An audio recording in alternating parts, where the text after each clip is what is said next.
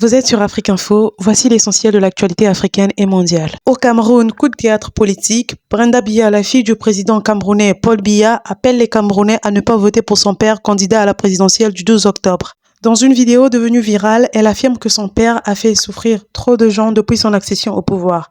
Installée en Suisse, Brenda Biya dit couper les ponts avec sa famille et renoncer à ses avantages financiers.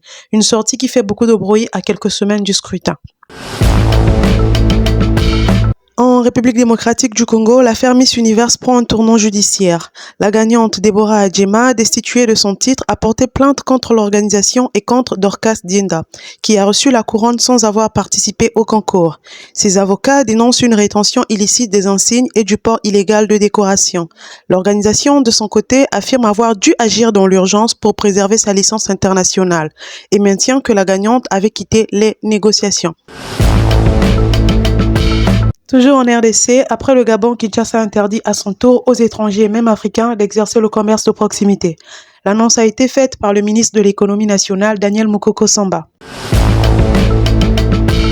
En Namibie, un étudiant invente un téléphone révolutionnaire. Simon Petrus, un élève de 19 ans, a inventé un téléphone sans fil, sans carte SIM et surtout sans crédit.